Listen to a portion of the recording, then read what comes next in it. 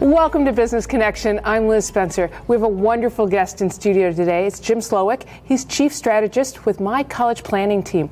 Jim, welcome. Thanks, Liz. Tell me a little bit about your company. What do you do? Well, my college planning team is, of course, located here in Naperville, and what we do is we work with families to help them prepare and navigate the college planning process.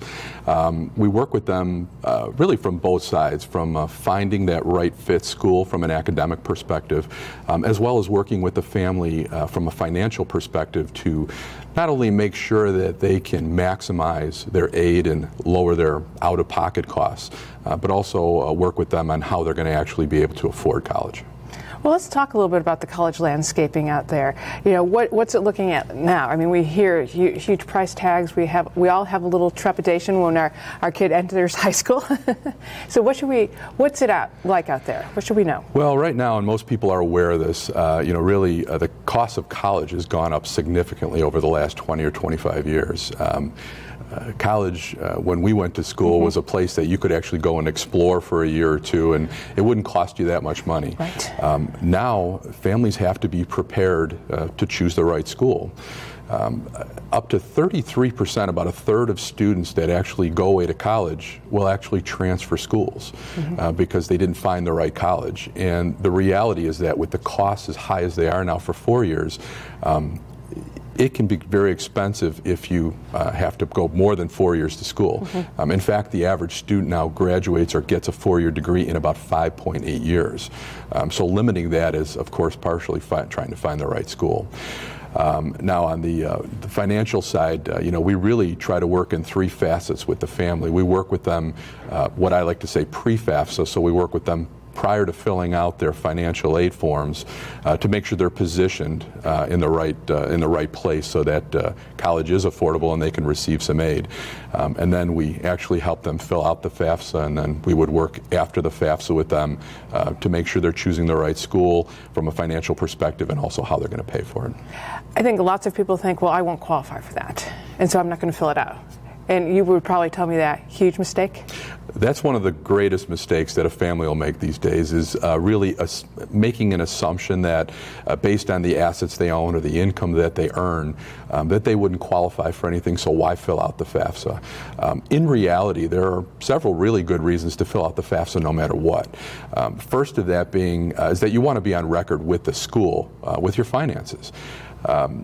While your finances may be a little bit too great in today's world to qualify for something, the reality is that things could change on a dime. Someone in the family can lose a job. There unfortunately may be even a death in the family. And you want to be on record with the school to show that loss of income or whatever detrimental situation may have happened, to show that you now could qualify for aid and would want to try to get some additional aid to help out the family because you're in a different position. The other side of filling out the FAFSA is that many families these days, in fact most of the families we work with, are going to require loans. I have 2 kids in school. I will need to borrow for my kids' college education. If you don't fill out the FAFSA, unfortunately, you don't really qualify for getting the government loans that are out there right now. They have the student loan, and they also have the parent loan, which can be a great asset in trying to make sure that families can afford college. Wow, and it's a lot to think about. When should a family start thinking about college for their kid? When do we start this process? Well, if it were up to us, it would be right before they conceive their child. That would be the best place for us. I was fortunate enough that my father went to college, so I knew from day one I was going to go to college. Yeah. But and when I finally went to college, I think that was still a shock for me. But seriously, when should we think about that? Realistically, I think a family should be sitting down and have some serious talks with their student probably when they're a freshman in high school. By sophomore year, you should be doing some research not only on your student but on the schools that are out there. And ideally, they should be visiting these schools in their junior year. Now, from a financial perspective, we work with families to try to position themselves to be in the right financial position to capture some aid. Some of these moves can be complex for some families and do take several years to lay out a plan for them. Many families come to us in their senior year, and not that we can't help them, but we're very limited. Our hands are tied in what we can do with that family to work with them to try to do something last minute.